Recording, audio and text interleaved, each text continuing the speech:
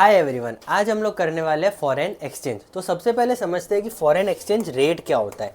अब ये जो वर्ड है फॉरेन एक्सचेंज रेट, ये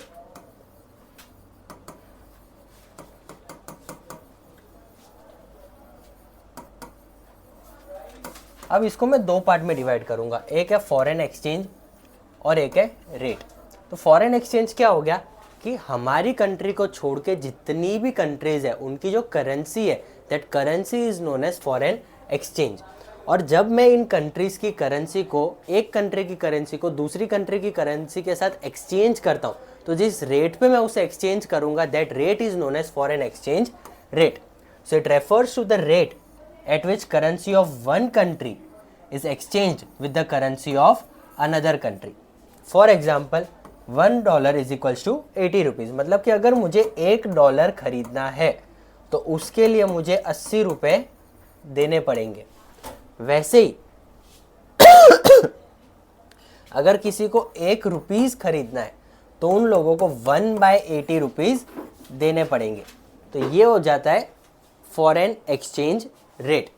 It means that to acquire 1 unit of dollar, 80 units of Indian rupees are required. अब ये जो करेंसी है फॉरेन एक्सचेंज रेट है, ये एक्सचेंज रेट हम लोग तीन तरीके से डिसाइड करते थे। सबसे पहले फिक्स्ड एक्सचेंज रेट, फिर है फ्लेक्सिबल एक्सचेंज रेट और तीसरा है manage floating. Fixed exchange rate में जो एक्सचेंज रेट है that is fixed by the government. यहाँ पे एक्सचेंज रेट कौन फिक्स करेगा? गवर्नमेंट फिक्स करेगी। फ्लेक्सिबल एक्सचेंज रेट में it is fixed by market force, that is demand and supply. और ये जो मैनेज फ्लोटिंग है, this is also known as dirty floating.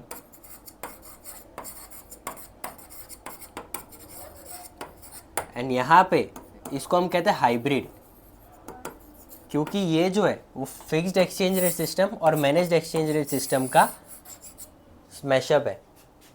अब यहाँ पे क्या होता है, एक लिमिट तक डिमांड और सप्लाई एक्सचेंज रेट डिसाइड करेंगे। अगर वो लिमिट एक्सीड हो जाती है, या फिर वो अपर लिमिट भी एक्सीड हो सकती है और लोअर लिमिट भी एक्सीड हो सकती है, अगर वो लिमिट एक्सीड हो जाती है तो फिर गवर्नमेंट इंटरवीन करेगी, फिर से उसको उस लिमिट के अंदर लाएगी और छोड़ देगी। फिर से डिमांड और सप्लाई अपना काम करते रहेंगे। फिक्स्ड एक्सचेंज रेट में कौन डिसाइड करेगा? गवर्नमेंट। फ्लेक्सिबल एक्सचेंज रेट में market forces of demand and supply. और manage floating is also known as dirty floating, और यहाँ पे हाइब्रिड तरीके से डिसाइड होती है, that is mixture of fixed exchange rate and flexible exchange rate. अब जो फिक्स्ड एक्सचेंज रेट है यहाँ पे गवर्नमेंट डिसाइड करेगी, तो उसका जो प्राइस है वो हमेशा फिक्स रहेगा, एक पीरियड ऑफ टाइम के लिए फिक्स रहता है। फिर से गवर्नमेंट उसको चेंज करेगी, फिर से वो एक पीरियड ऑफ टाइम के लिए फिक्स रहेगा। अब इसके कुछ मेरिट्स और डीमेरिट्स होंगे। तो सबसे पहला मेरिट, गवर्नमेंट डिसाइड कर रही है एक पीरियड ऑफ टाइम के लिए, स्टेबिलिटी मेंटेन रहेगी इकोनॉमी में, so it promotes stability in exchange rate. अब स्टेबिलिटी रहती है तो उसकी वजह से स्पेक्यूलेटिव एक्टिविटीज नहीं होती। स्पेक्यूलेटिव एक्टिविटीज का मतलब क्या हो गया? जुआ, कोई जुआ नहीं खेल पाएगा इन शॉर्ट। तीसरा, इट प्रमोट्स इंटरनेशनल ट्रेड। जब आपकी कंट्री की एक्सचेंज रेट फिक्स रहेगी तो इसकी वजह से इंटरनेशनल ट्रेड में भी बहुत ज़्यादा हेल्प होती है। So it promotes international trade and it promotes international investment.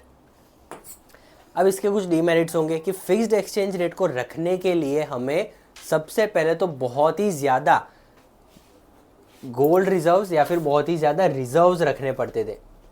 यहाँ पे फॉरेन एक्सचेंज रिजर्व लिखा है। उसके पहले जब मनी इंट्रोड्यूस हुआ उसके पहले हम लोग क्या करते थे? गोल्ड रिजर्व रखते थे। उसके बाद सिल्वर पे आए एंड अदर मेटल्स। जब हमें पता चला कि ये सारी चीज़ें तो एक एक करके धीरे धीरे ख़त्म होती जाएगी, कम होती जाएगी, ख़त्म होती जाएगी, फिर हमने डिसाइड किया कि अब हम लोग गोल्ड, सिल्वर या फिर बाकी कोई मेटल जैसे कि ब्रॉन्ज हो गया, उसके जगह पे हम लोग क्या करेंगे कि दूसरी कंट्री की करेंसी को रिजर्व में रखेंगे। तो ये हो जाता है हमारा सबसे पहला डिमेरिट कि हमें बहुत ही ज़्यादा रिजर्व मेंटेन करना पड़ता है इन फिक्स्ड एक्सचेंज रेट। फिर आता है difficulty in fixing the rate, अब गवर्नमेंट को इतना काम करके इतना सोच समझ के एक रेट डिसाइड करना पड़ता है, फिर से कुछ टाइम बाद उसको चेंज करना पड़ेगा, क्योंकि एक ना एक रेट हम लोग नहीं रख सकते हैं। तो इसीलिए वो बहुत ही ज़्यादा डिफ़िकल्ट हो जाता था गवर्नमेंट के लिए to fix the exchange rate. और तीसरा पॉइंट है exchange rates are not permanently fixed, जो मैंने अभी कहा।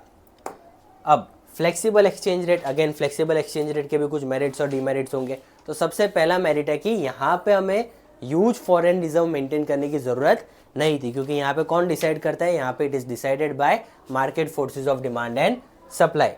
अब इसकी वजह से क्या होता है, इकोनॉमी में इक्विलिब्रियम लेवल मेंटेन रहता है, मतलब कि हमारे करेंसी की फेयर वैल्यू पता चलेगी। फिक्स्ड एक्सचेंज रेट में क्या होता है, गवर्नमेंट डिसाइड कर रही है, तो यहाँ पे फेयर वैल्यू कभी भी नहीं रखी जाएगी, गवर्नमेंट अपने हिसाब से कोई भी एक वैल्यू रखेगी।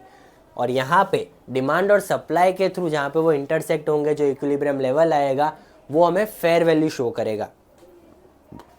और तीसरा पॉइंट है ensures optimum utilisation of resources. फिर है डीमेरिट। अब डीमेरिट सबसे पहला क्या है कि ये जो है ना, ये बहुत ही ज़्यादा फ्लक्चुएट होता रहेगा, आपको बार बार झटके मिलते रहेंगे, तो इसीलिए it leads to instability in exchange rate, it promote speculative activities, क्योंकि यहाँ पे अगर इंस्टेबिलिटी है तो बट ऑब्वियस की स्पेक्यूलेटिव एक्टिविटीज़ होगी। फिक्स्ड एक्सचेंज रेट में क्या था कि स्टेबिलिटी थी तो स्पेक्यूलेटिव एक्टिविटीज़ नहीं होती थी, यहाँ पे इंस्टेबिलिटी है तो स्पेक्यूलेटिव एक्टिविटीज़ होगी। And it may create inflationary situation, जैसे कि अभी इंडिया में हो रहा है।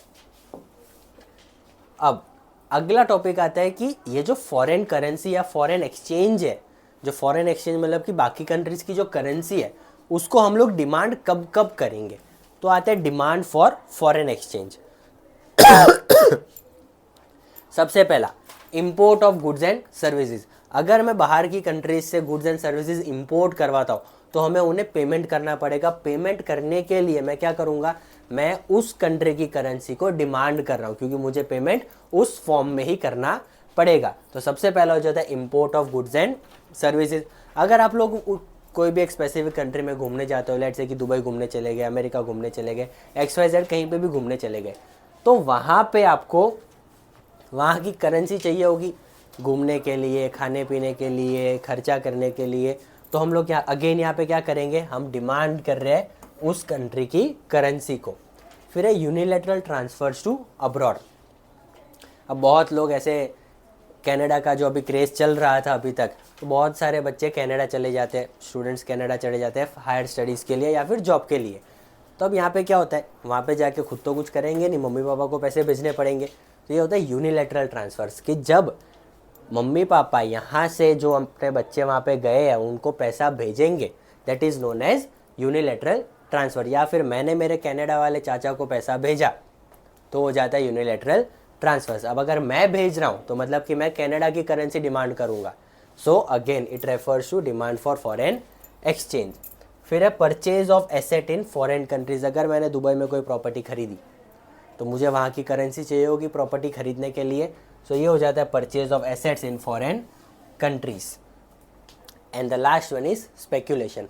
स्पेक्यूलेशन करने के लिए भी मैं डिमांड करूँगा फॉरेन करेंसी को या फिर फॉरेन एक्सचेंज को। अब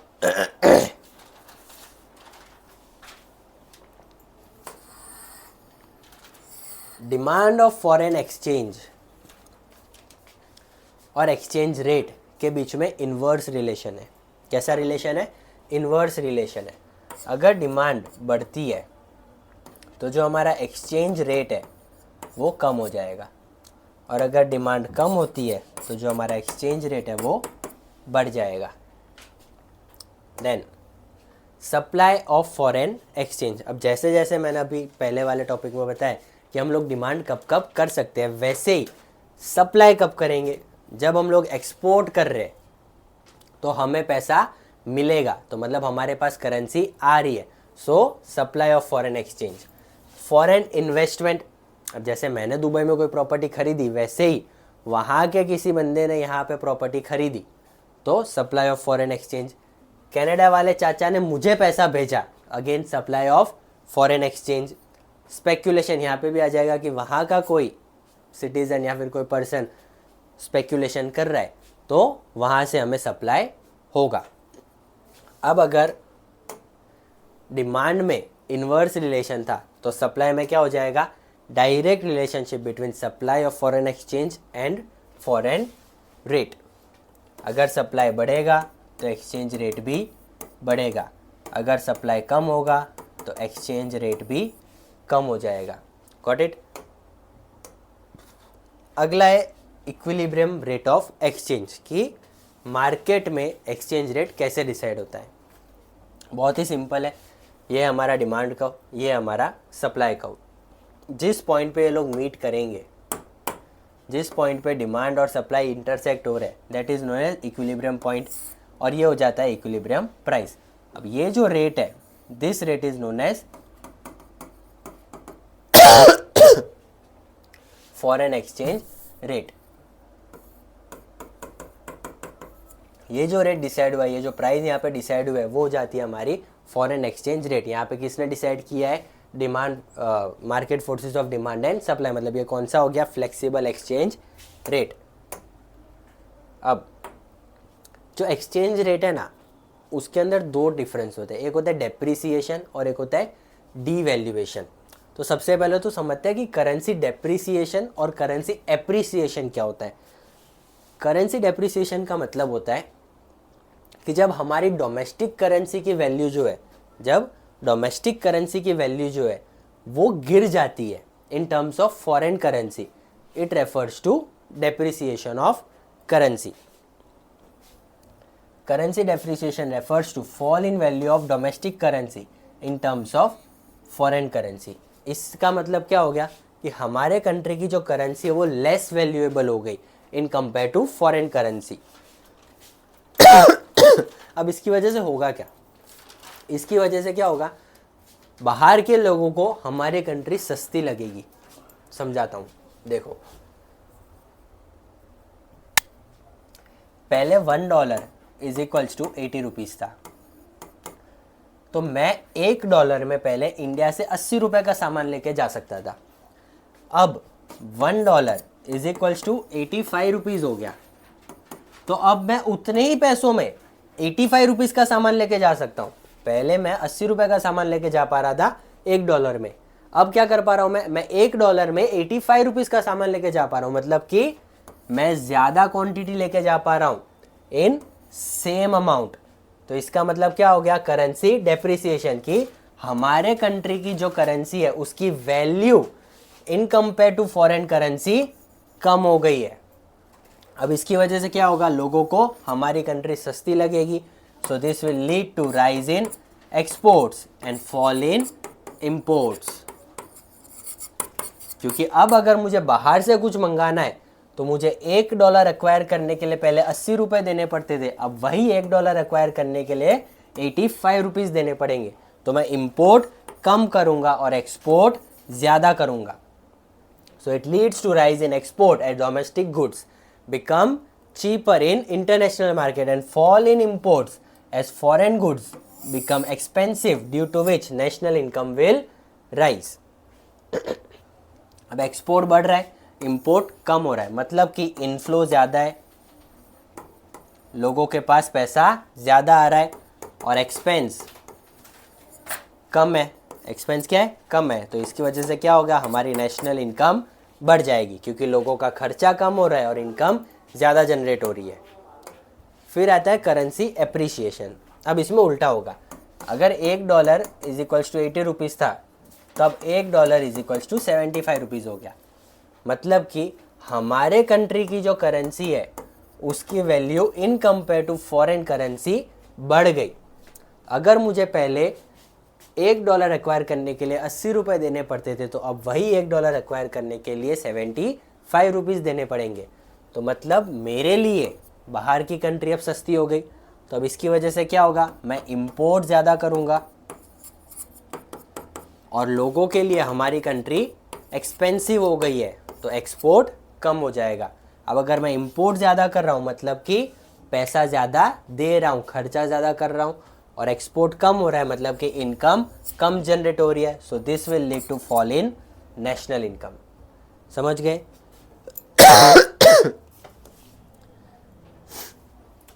अगला टॉपिक है डीवैल्यूएशन एंड डेप्रिसिएशन।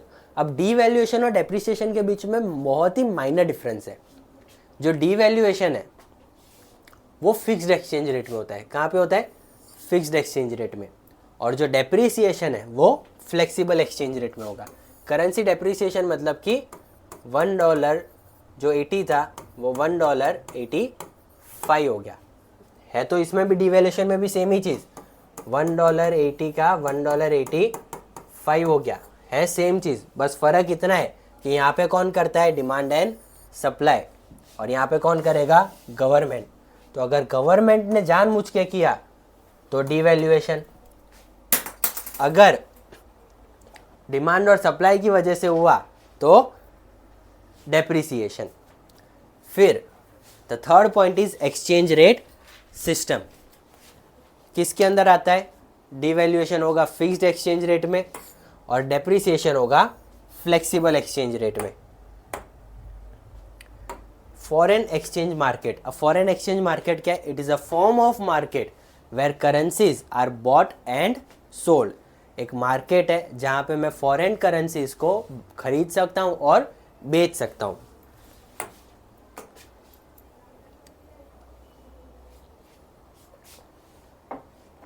अब ये जो फॉरेन एक्सचेंज मार्केट है इसके फंक्शन क्या है? तो इसके 3 मेजर फंक्शंस है। सबसे पहला फंक्शन, इंटरनेशनल ट्रांसफ़र के लिए जो मुझे फॉरेन करेंसी चाहिए वो मुझे कौन देगा? Foreign exchange market. अगर मुझे क्रेडिट पे कोई सामान खरीदना है, क्रेडिट पे मुझे इंटरनेशनल ट्रेड करनी है या फॉरेन ट्रेड करनी है, तो मुझे कहाँ से करने को मिलेगी? फॉरेन एक्सचेंज मार्केट से। और hedging foreign exchange risk. Hedging foreign exchange risk मतलब कि एंड तक या फिर फ्यूचर तक। ये हमारा मैनेज फ्लोटिंग जो मैंने कहा था कि it is a hybrid of fixed and flexible exchange rate of system.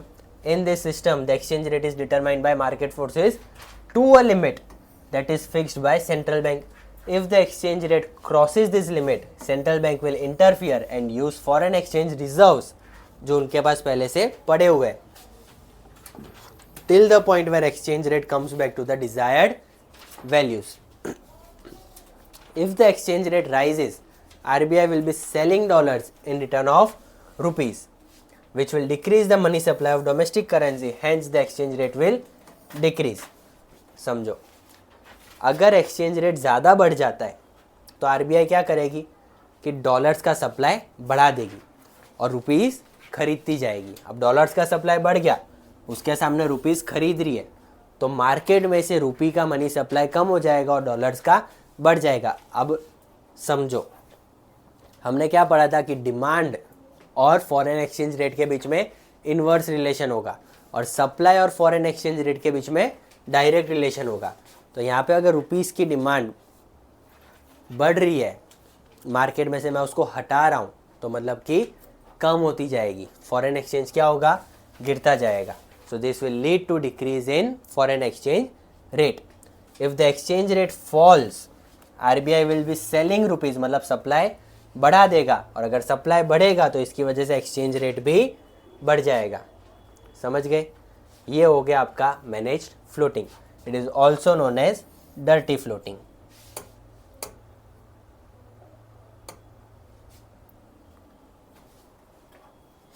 यहाँ पे foreign exchange rate chapter end होता है।